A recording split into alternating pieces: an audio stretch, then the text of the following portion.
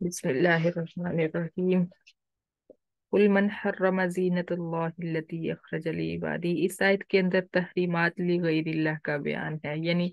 غیر اللہ کے لیے چیزوں کو حرام کر دینے سے اللہ تعالیٰ نے منع فرمایا ہے،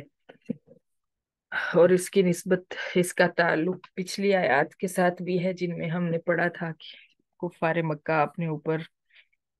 اپنی حرام کمائی سے بنائے ہوئے لباس کو حرام کر دیتے تھے اور کہتے تھے کہ بیت اللہ میں ہم اس لباس کے ساتھ نہیں جا سکتے۔ اور اس کے علاوہ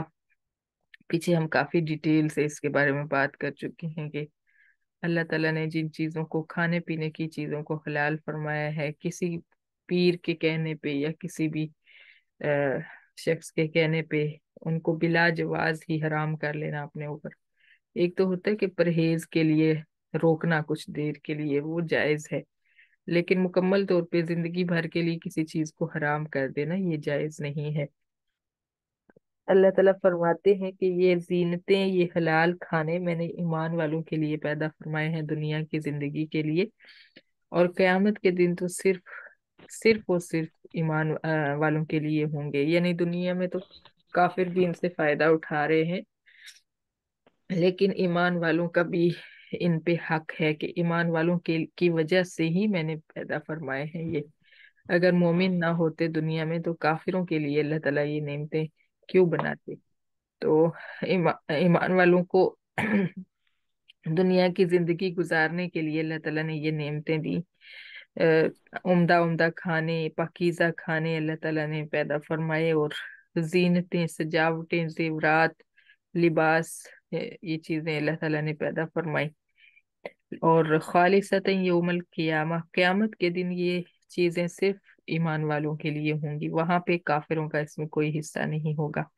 تو ہم نے جب پیدا ہی تمہارے لیے مسلمانوں فرمائی ہیں تو پھر تم ان کو اپنے اوپر حرام مت کرو۔ کذالک نفصل الآیات لقوم یعلمون،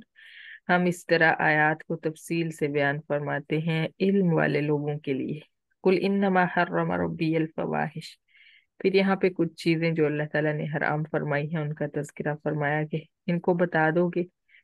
تمہیں حرام جاننے کا تجسس ہے کہ حرام کیا ہے، تم خود سے اپنے اوپر چیزیں حرام نہ کرو، میں تمہیں بتاتا ہوں کہ میرے رب نے کیا چیزیں حرام فرمائی۔ ان کو بتاؤ کہ سب سے پہلی چیز جو حرام فرمائی ہے وہ بے حیائی ہے۔ بے حیائی کا کام ظاہرہ ہو یا پوشیدہ ہو، مجلسوں میں ہو یا تنہائی میں ہو، یہ اللہ نے حرام فرمایا ہے۔ والاسم والبغی بغیر الحق، اور گناہ کے کاموں کو اللہ نے حرام فرمایا ہے، اور ناحق کسی کے اوپر چڑھائی کر دینا، ناحق بغاوت کرنے کو اللہ تعالیٰ نے حرام فرمایا ہے۔ وَأَن تُشْرِكُوا بِاللَّهِ، اور یہ بات حرام فرمائی ہے کہ تم اللہ کے ساتھ اوروں کو شریک بناؤ، ما لم ينزل به سلطانہ، ان کو جن کی اللہ نے کوئی دلیل ان کی معبودیت کی نازل نہیں فرمائی۔ وَأَن تَقُولُوا عَلَى اللَّهِ مَا لَا تَعْلَمُونَ، اور یہ بات بھی اللہ نے حرام فرمائی ہے کہ تم اللہ تعالیٰ پر وہ باتیں، وہ بہتان اللہ پر باندھو جو تم جانتے نہیں، جن کے بارے میں ہمارے معاشرے میں بھی بہتان اللہ پر باندھے جاتے ہیں۔ بہت ساری اس طرح کی خرافات ہیں جن میں رجب کے کنڈے اور بی بی فاطمہ کی کہانی شاید ایک سنائی جاتی ہے، اور ایک 10 بیویوں کی کہانی، اور اس طرح کی چیزیں ہمارے جو جاہل طبقہ ہے، جنہوں نے قرآن نہیں پڑھا ہوتا، وہ بنا کے پھر ان کے اوپر عقائد اتنے زیادہ مضبوط ہوتے کہ اتنے قرآن کی باتوں پہ بھی مضبوط نہیں ہوتے، تو یہ اللہ پہ بہتان باندھتے ہیں بغیر علم کے، جہالت کی وجہ سے۔ لِكُلِّ أُمَّةٍ أَجَلٌ، پھر کافر یہ کہتے تھے نا کہ ہم اگر اتنے برے ہیں تو ہمارے اوپر عذاب کیوں نہیں آتا؟ تو اللہ تعالیٰ نے فرمایا ان کو کہہ دو کہ ہر امت کے لیے ہم نے ایک وقت مقرر رکھا ہوا ہے۔ فَإِذَا جَاءَ أَجَلُهُمْ لَا يَسْتَأْخِرُونَ سَاعَةً وَلَا يَسْتَقْدِمُونَ، پھر جب ان کا وقت مقرر آ جاتا ہے تو وہ ایک لمحہ نہ ہی اس سے آگے بڑھ سکتے ہیں، نہ ہی اس سے پیچھے رہ سکتے ہیں، نہ ہی ایک سیکنڈ لیٹ وہ ان کی تباہی ہوگی، اور نہ ہی ایک سیکنڈ پہلے وہ مر جائیں گے، ایسا نہیں ہوگا۔ وہ وقت اتنا پکا ٹھکا ہے کہ اسی کے اوپر ہی انہوں نے جانا ہے یہاں سے۔ یا بنی آدم، یہاں پہ پھر اولاد آدم کو خطاب فرمایا، بغیر امتیاز کے، نہ مسلمان نہ کافر نہ مشرک نہ یہودی عیسائی، سب کو ہی مطلب اکٹھا خطاب فرمایا، کسی ایک قبیلے کو ایک گروہ کو نہیں بلایا، اور مخاطب فرما کے فرمایا کہ اما یاتینکم رسل منکم، اگر تمہاری طرف، میری طرف سے رسول آئیں، یقصون علیکم آیاتی، اور میری آیات تمہارے سامنے بیان فرمائیں، فمن اتقى واصلح فلا خوف علیہم ولا هم يحزنون، یہاں سے ایک عبارت حذف ہے جس کی ہمیں سمجھ آ رہی ہے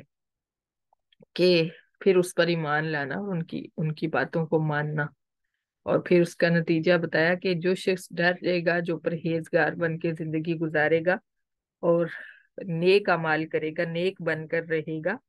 تو ایسے لوگوں پر قیامت کے دن نہ کوئی خوف ہوگا اور نہ ہی وہ غمگین ہوں گے، کسی قسم کا خوف، جنت سے نکالے جانے کا خوف نہیں ہوگا،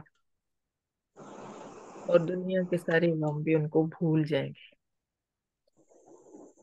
والذین کذبوا بآیاتنا، اور ان کے مقابلے میں